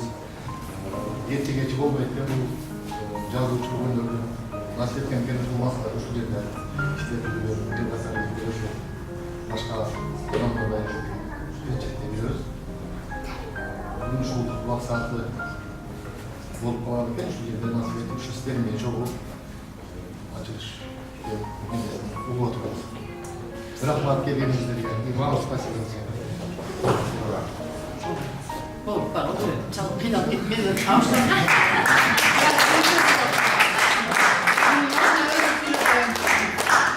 Мен ушу бирикип арнаган койсоңуздар, чала берип чыгандай болбой алып кетпесинчи.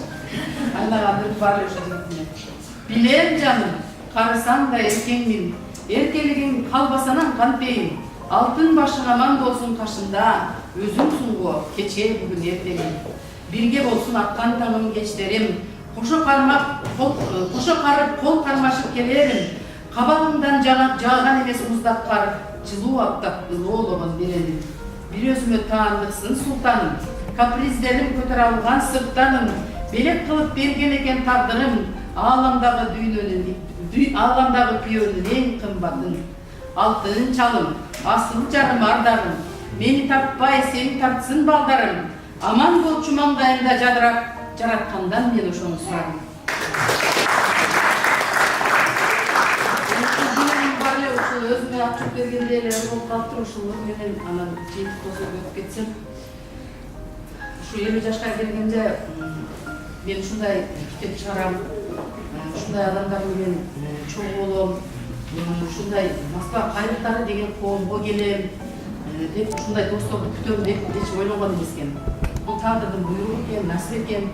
Мына багытака ушу сиз жетектеген ушу Москва кайрыктары, Жамал эже, Самара, Урмат эжекем келбей калды, Маргарита, вам тоже очень благодарна. Я вообще благодарна всем, что я с вами здесь сегодня. Спасибо Всевышнему, что всех нас рассоединило. Ошол сыяктуу эле ушул баардыгыңарга ыраазычылык билдирем. Келген кадамдарыңыздарга гүл бүтсүн. Эгерде ушул менин ырларым көңүлүңөрдүн кичине бир бүртүк силерге маанай тарткыласа дагы өзүмдү өтө бактылуу сезем. Анан да эң башкысын айтып кете турган сөзүм, ушул арнаган ырларымдын баардыгы ушул иштеген ушул театрды биз мына көбүсүңүз көрдүңүздөр, жакшынакай балдарыңыздар менен ачып ушунун үстүнөн иштеп атабыз. Ушул кылган кызматтарыңыз, чыгарган ырларыңыз деги эле баардыгыбыздыкы деги эле меники эмес. Баардыгыбыздыкы ушул Кыргызстанга мекенибизге кошкон салымыбыз деп эсептейм. Ушул салымдарыбыз эч качан түгөнбөсүн, күчүбүз бирдикте болсун, дайыма бирге бололу, эсен аман үйүбүзгө кайталы, бактылуу өзүбүздүн турмушубузду, өзүбүздүн мекенибизди улайлы деп кетип баарыбызгачы. И всем гостям тоже очень рада и спасибо вам огромное. Это вековая дружба наша и продлится дальше, я думаю. Ушул азыр эми ушул отчеттугун окуп койсоң сиздерге. Жарым кылым жашаптырмын карасам, мезгил улай, күзү кышы, жазы жайы саратан, дайрасында ташкыны көп агылган, көп ичинде мен дагы эл катары баратам. Шүгүр деймин Кудайыма жараткан, ата энелүү, бир туугандуу, дос туугандар жарашкан, балдарымдын мен бактылуу энеси, кошкон жарым бирге баскан жарашкан. Шүгүр деймин 6 санын аман кылып жараткан, кең дүйнөнү угуп, көрүп, кызыл тилим сайраткан, моюн толгоп кээ бир өткөл кырдаалга, оңдой түздөй чыйырымдан адашкан. Эмне калды белестерде мен ашкан, күндөр калды, жакшы жаман арбашкан, ырлар жазам толкуймунда ушинтип, шүгүрлөрүм күндө көргөн аткан тап.